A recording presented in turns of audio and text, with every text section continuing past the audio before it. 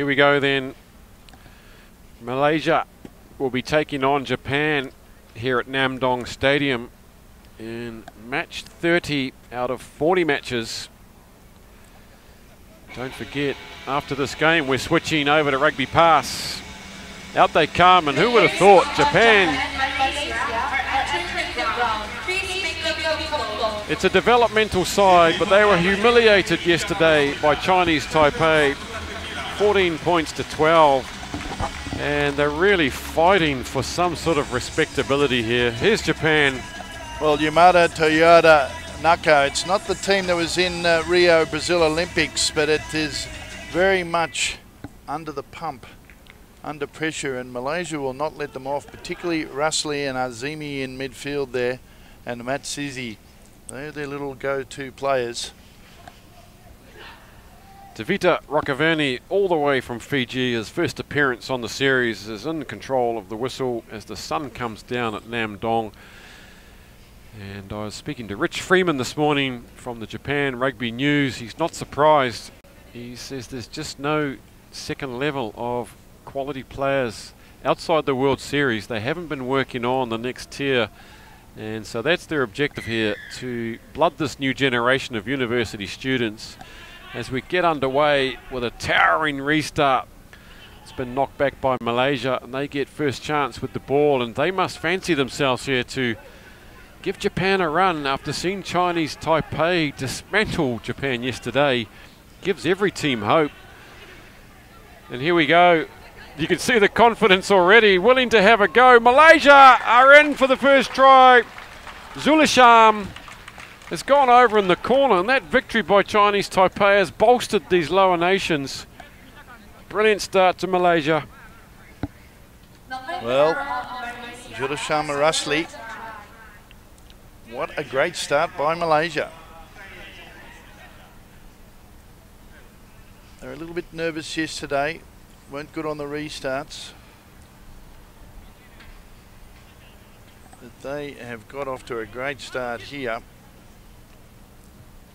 They lost 29-0 to China in their first game, and then Sri Lanka really put them through the cleaners, 41-5, as they missed the conversion.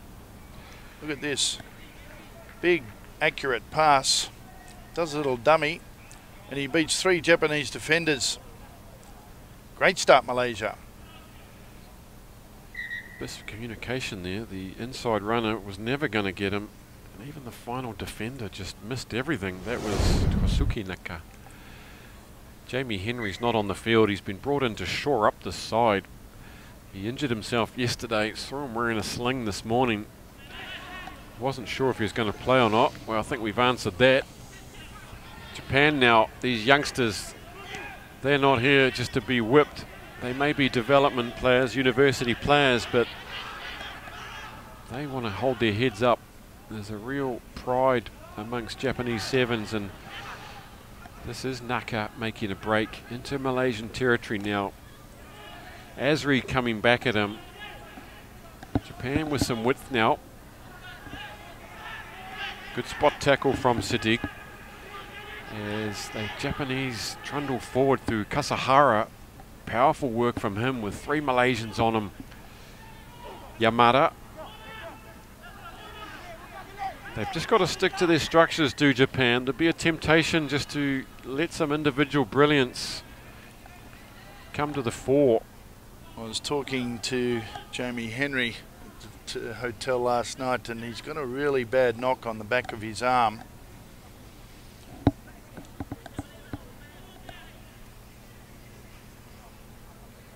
He thought he'd be okay today.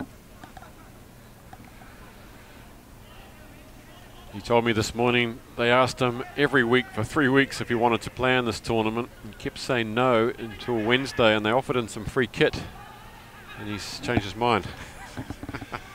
Well, you know what, Kiwis and Islanders always turn up for a free lunch or dinner or some free kit. Here goes Saruta now. I'll keep that powder on. Keep that powder dry. Justin, hair bursting through the middle, guys. Toyota, this is better from Japan now. Can they stretch this Malaysian defence to the left? Looks like Hands will do it, but Naka decides to go on his own. Can they get through? They just need some confidence, this young side. Toyota now to Han, John Moon. And good stiff defence from Malaysia, but there's a high shot. And referee Rockaverney goes to the pocket. I think that's pretty harsh. I mean, it's a penalty. It's not malicious. There's no real intent. We are playing sevens. Japan with a 4-on-2, but they decide to come back inside. Poor decision making there, really. Just not spotting the gap, and they're going to go through now through Kohei Toyota. Finally, against 6 men, they puncture it, but they're doing it the hard way, Japan. They are doing it the hard way, and they're feeling it as well. They're not. This two-day tournament can be very taxing physically. Standing with some of them in the hotel lobby yesterday, they're not as big as they look, the Japan team. Not standing next to you, a man of your stature. It's very kind, Grant. Are you wearing your platforms? I was wearing my flip-flops. If you see here, Toyota, good vision, good awareness that there was a gap there, quick free kick, and despite the tail of Muhammad Azwan, Japan have got themselves on the board, but they're doing it tough. It's only 5-all, 2 minutes to go. Missed an easy kick there as well, so it stays 5-all. Malaysia still down to 6 for about a minute more, for a bit of a cruel decision by the referee, and if they can weather these 2 minutes, stay in the hunt here for their chance at a famous victory against Japan. And when people ask you if you beat Japan, was it full strength? Of course you say yes. Well, this is something the Japan Rugby Union have got to address. If they're going to send these type of teams, then I can't really see that as development. Send your best team that's going to represent your country. You are the #1 side in Asia Rugby.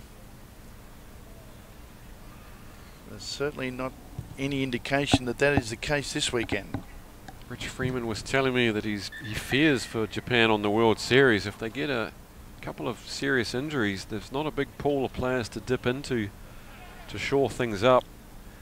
Guys like Jamie Henry have retired from the series. He was one of their stars. Lottie Takiri, Gotu Goya, and Lamaki Lameki, real stars. They've got to develop these players. They've got to have that pool.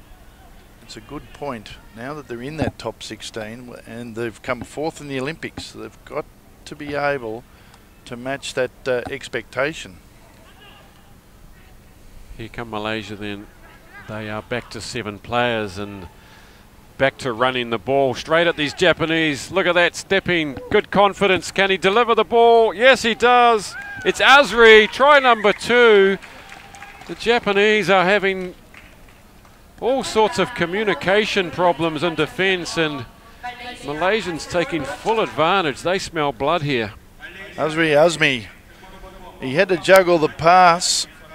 It wasn't as accurate as he'd hoped, but he did well, and he finished off a good passage of play by Malaysia. That give them huge confidence. Look at this, over the top, and Muhammad Zafran, all he had to do was catch, and that's what he did. Azriami, 7 metres, and that has really put the cat amongst the pigeons, Malaysia. He's hooked one at half time, so 2 tries to 1, all unconverted, 10 points to 5, and Malaysia with an opportunity here to beat Japan. Japan now, what can they do as the bench and the management? Well, they look flat, Grant. Malaysia leading 10 points to 5, as you say. They look flat. They don't look like they've got any energy. They got up over Singapore. Yesterday they lost to South Korea, who have improved dramatically, the home side, 36-5. And then in that game in the afternoon, Hong Kong completely annihilated them, 57-0. And then to Chinese Taipei in that third game to beat them 14-12. I can't remember when they lose a game of that score against Hong Kong, let alone 3 in a row. And they are behind here against Malaysia. That will be a huge upset. Don't forget, everybody, that after this match, we're moving over to rugbypass.com if you want to continue to follow the action here for the final 10 matches, starting with the Men's Cup semi-finals, which are up next. Sri Lanka, Korea, and Hong Kong versus China. Go over to rugbypass.com. If you don't have a subscription, get one now for free for a month. Check it out. We'll be beaming into your devices. All are available all around Asia, except in Japan. We'll be switching over after this game. Lots of talk, Grant, in both camps. A little bit tighter in the Japan camp. Malaysia looked a little bit relaxed there, but that's Malaysia style. They know they've got a great chance here. They lead 10-5. It is completely a big surprise to everyone, and probably themselves, such as the nature of this Japan team at the moment. And if they lose this, 4 games, that is unheard of. And to go into a 7th, 8th playoff must be a minor humiliation. Well, I wouldn't say minor. It is a big humiliation. This team, in a technical sense, came 4th in the Olympics and is in the top 16 of the world. It's a very different Japan. You'd imagine if they've got such talent in 15s, there must be hundreds of players they could choose from to bring into the squad if they really wanted to develop depth. As we get underway again, I think there's going to be big repercussions and discussions in Tokyo next week in time for Colombo, where they bring some of their big stars back, such as the expectation, but not only of the other teams and but the rugby fan. And Japan is expected to be number 1.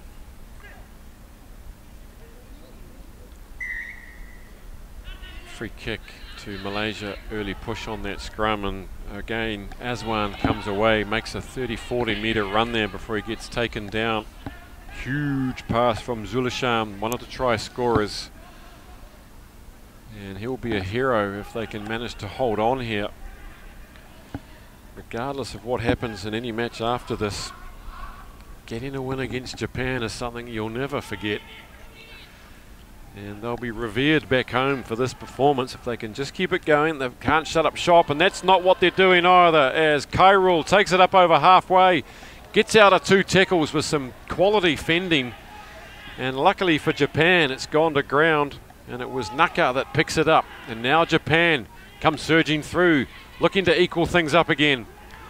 Can they get something going? It's a 2-on-1 overlap, and dear oh dear, that is just perhaps symbolic of the entire campaign. That was woeful. There's no other way to describe it. When you've got the space and the time to do a simple basic pass under not too much pressure, I might say, as Malaysia make a substitute there. Muhammad Aswan comes off. No, he's just getting the ball. Ball boy was busy, so he thought he'd help himself. Malaysia, though, they've got to maintain this intensity. They've got to get down the other end now, keep the ball. They are way back deep. Fly half's inside his own 22.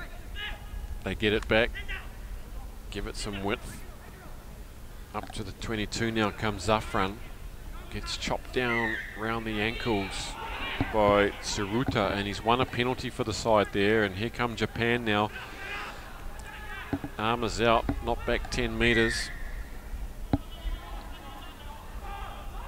Referee Rakaverni marches them back. 5 minutes remaining.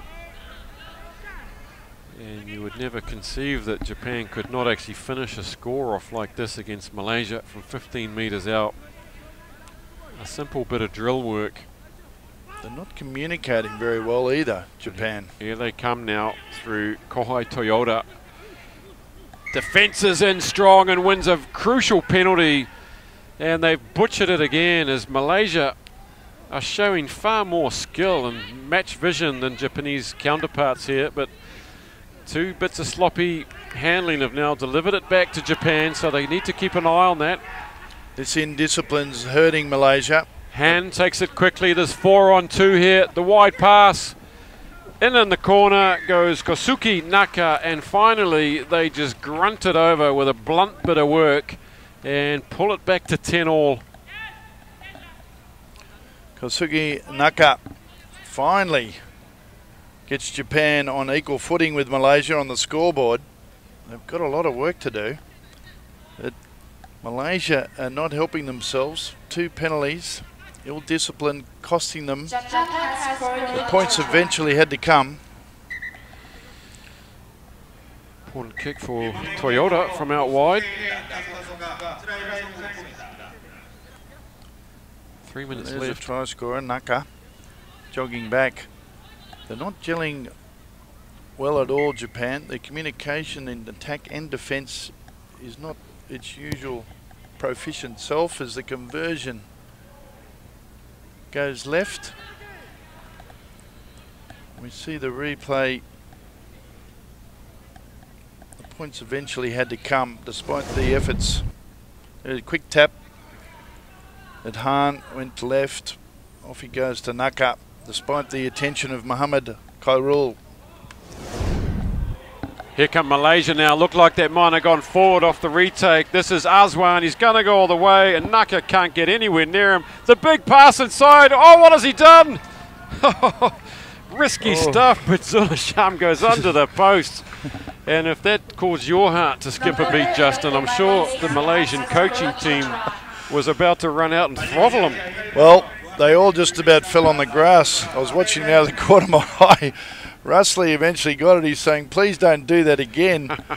As you caught me unawares, you caught the entire stadium unawares that you were even going to pass that. Muhammad Azwan there waiting for the conversion. Important score. You're right, it seemed to be a knock-on, but you've got to play the referee. And we don't get to see it, but it was all easy. Why he thought 2 metres. Imagine if he'd knocked on or dropped that.